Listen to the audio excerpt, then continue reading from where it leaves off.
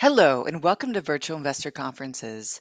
My name is Cecilia, and on behalf of OTC Markets, we're very pleased you've joined us for our next live presentation from Cult Food Science. Please note you can submit questions for the presenter in the box to the left of the slides. You can also view a company's availability for one-on-one meetings through the Schedule Meetings tab found on the conference platform. At this point, I'm very pleased to welcome Mitchell Scott, Chief Executive Officer of Cult Food Science, which trades on the OTCQB venture market under the symbol CULTF and on the CSE under the symbol CULT. Welcome, Mitchell. Hi there. Thanks so much for having me. My name is Mitchell Scott, CEO of Cult Food Science. I'm really excited to share this investment opportunity with you. I think it's a little bit different from what you may be used to seeing. Happy to have you here. We're going to do a quick presentation. We're going to dive into some Q&A. At Cult Food Science, we are building and investing in some of the first companies in this exciting new area of food tech called cellular agriculture. Part of those technologies are lab-grown meat, precision fermentation. Basically, there's all these products that we love: meat, dairy, cheese, honey, chocolate, and they're being produced in ways that are super unsustainable. So this field of science that's kind of come to the forefront over the past few years is looking to make all these types of food in a new, better way. I guess just to start off, there's a massive demand for meat. So global meat demand is set to double over the next 20 to 30 years. Currently, more than a third of the land on Earth is used for animal agriculture, factory farming, large-scale animal ag operations. And simply put, we're going to run out of space to make all these products that we love, and we need a new solution to meet this growing demand for protein. In addition just to the, supply restraints and not being able to make enough product, there's a whole host of environmental issues, animal welfare issues, and human health issues that come along with, this large-scale animal ag industry.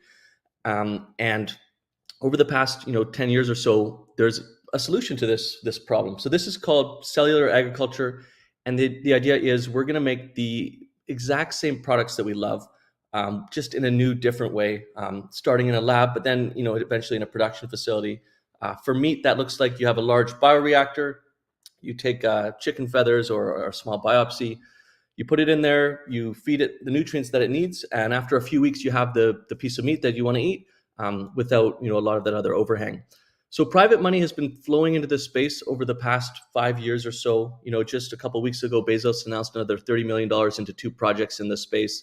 And the big meat companies are investing as well. They're building out production facilities just because they see that they're not going to be able to meet this demand and they need a new solution.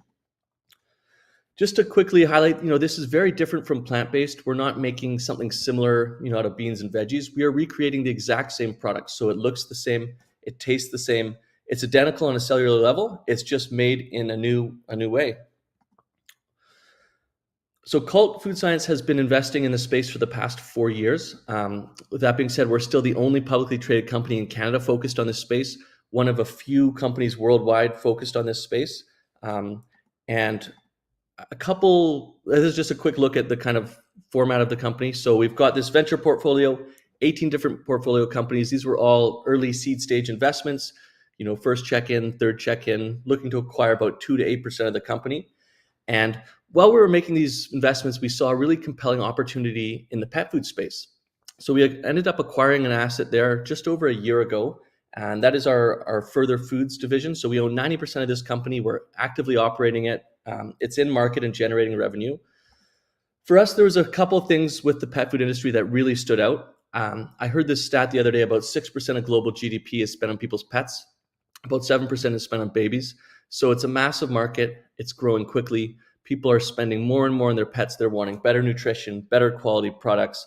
There's also some regulatory advantages when you want to bring these new types of technology into pet food. So on the human side, to bring a cultivated or lab-grown meat product to market, you're looking at, just from a regulatory point of view, years, millions of dollars. On the pet food side, that pathway is much shorter. So it's, about 6 months and significantly less expensive. So we really saw an opportunity here to start commercializing a lot of this technology and start bringing some of the first products to market in this space. So this is our new cheese asset. As I mentioned, acquired it a year or so ago.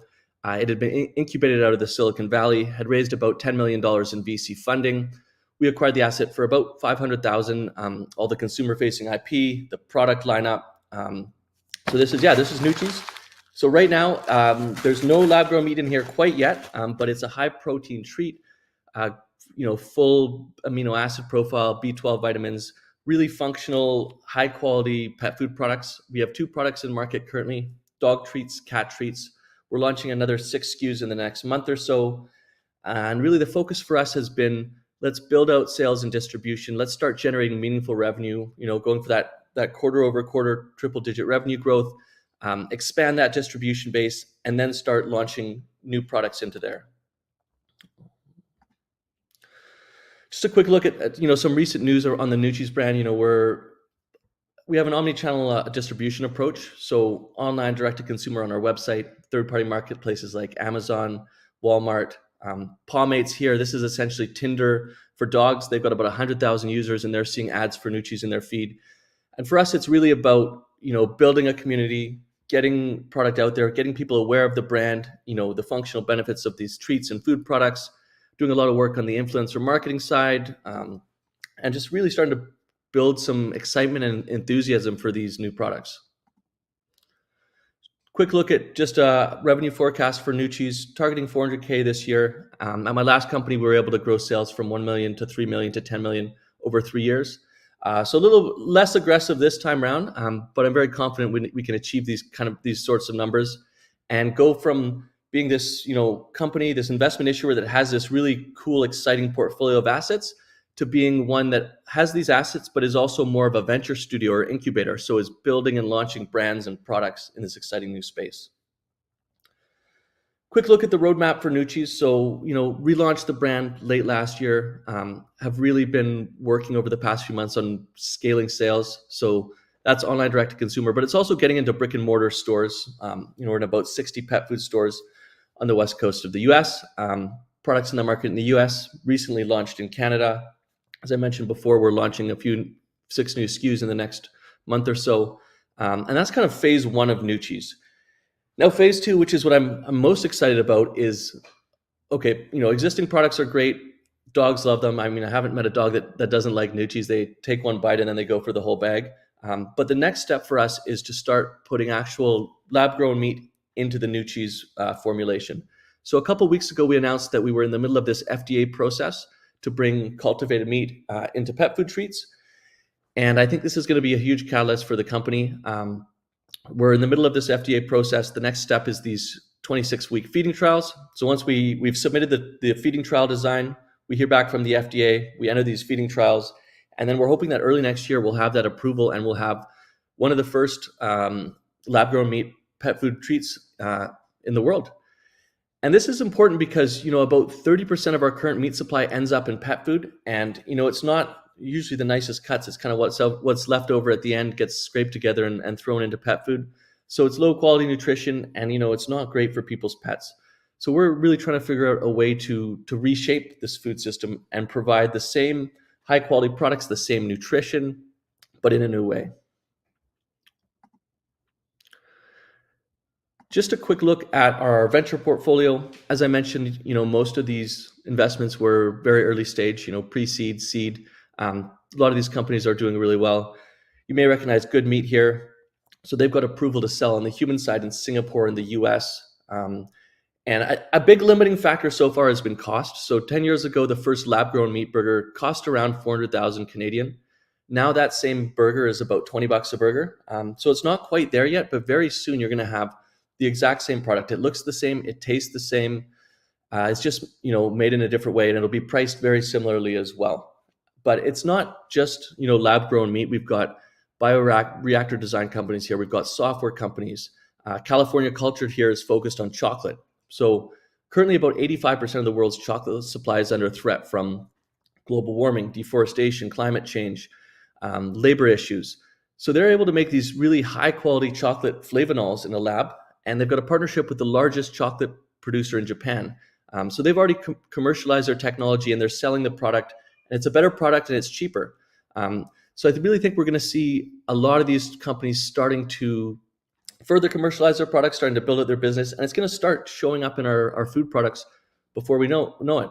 Meli Bio is doing something similar with honey. They're in about 75,000 stores in Europe. And overall, our thesis here was, there's all this private money pouring into these companies, and yet there's no real way to play this exciting new field or space from a public capital markets perspective. So that's really where Cult comes in.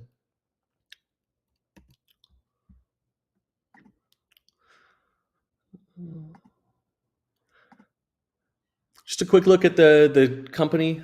For us, really trying to keep the core team lean as we build and scale the business, prove out that revenue growth and shift from being, a passive investment issuer to one with these really impressive operating assets.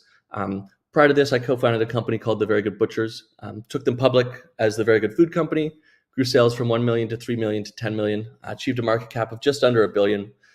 For me, really passionate about building, better for you CPG food brands that are focused on reshaping our food systems. Dr. Sarah Dodd's our vet nutritionist. She did all our product formulation, really keen understanding of animal health, animal nutrition, knows what pets need to be happy, and successful. Mark Binns recently joined as our capital markets advisor. Great network, was involved, built big digital assets, and is also a pet lover. So he loves the space. He loves just the kind of newness of it, the transformative potential. Russell Starr also recently joined as a strategic advisor, is very involved with DeFi technologies.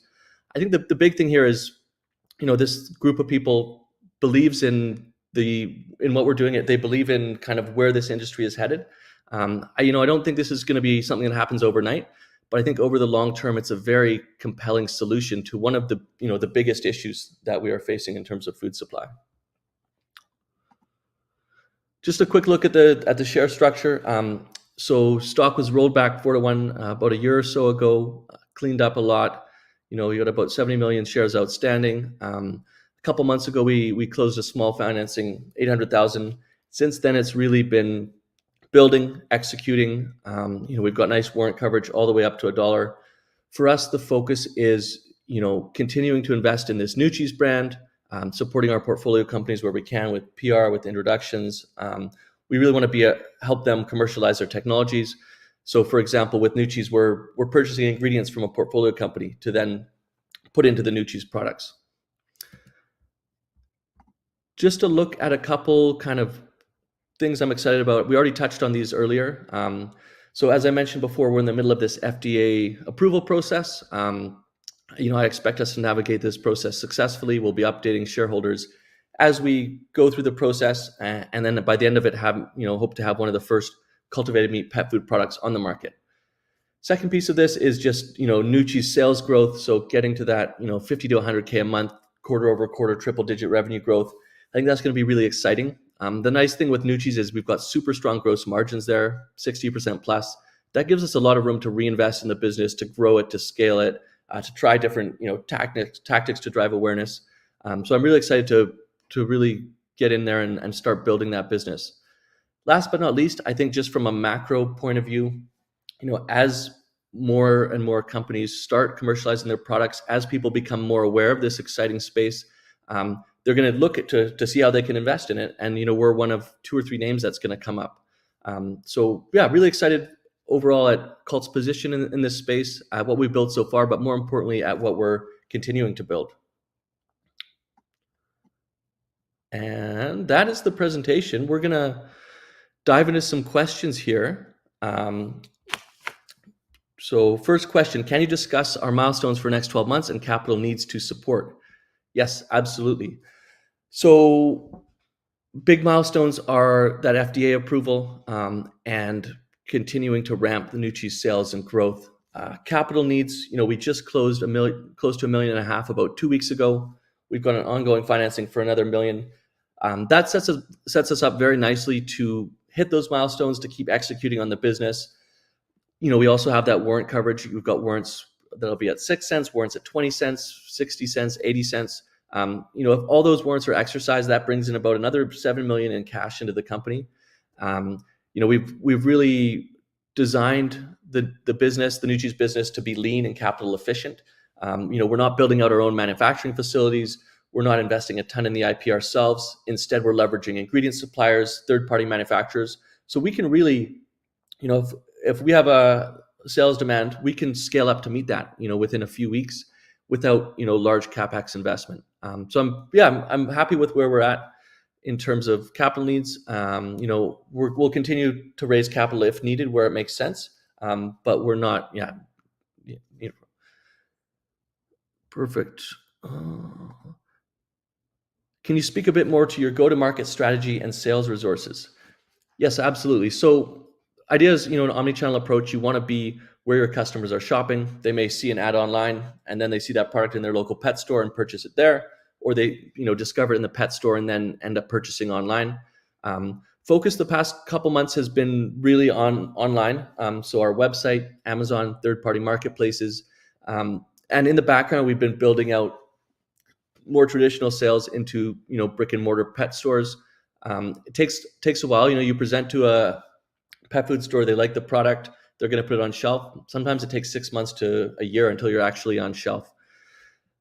In terms of pet, we're targeting specialty pets, so that's chains with 40 to 200 stores. We're actually in the process of bringing on some more sales and marketing support for that.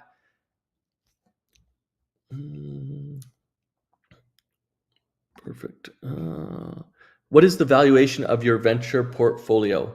Yeah, so its NAV is roughly just over 4 million, which is close to the level that we invested at a couple years ago. Many of the companies are doing well. They've gone up 3 or 4 times, and we only mark those up or down when they raise rounds. So if they go for their Series A and it's a higher valuation, that portfolio will be marked up. Keep in mind, these are all private companies. We invested in their pre-seed or seed a couple years ago, so they still need a couple more years to fully mature and realize, their full valuation. I think some of them are great acquisition targets. I think some of them, may end up going public. Overall, very impressed with the quality and the strength of the portfolio companies. I've been, meeting with the founders over the past, number of months, learning more about their businesses, and they're all working on really exciting technology. And generating, real IP, and many of them are commercializing their technology as well.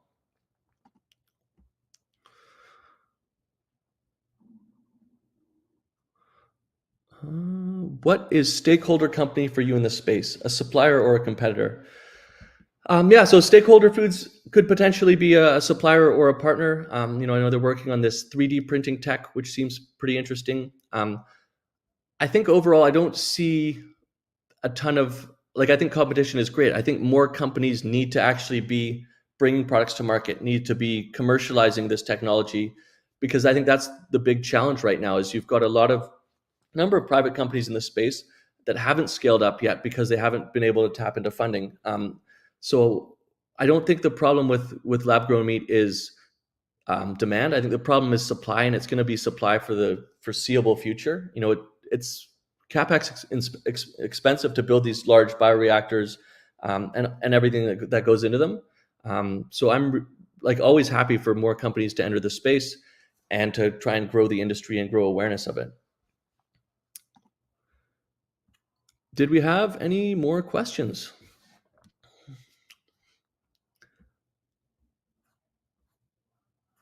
Cool. I think that may be it. Thank you so much for tuning in. Please go to our website to learn more, cultfoodscience.com. You can find us on the OTCQB CULTF, and on the CSE at Cult.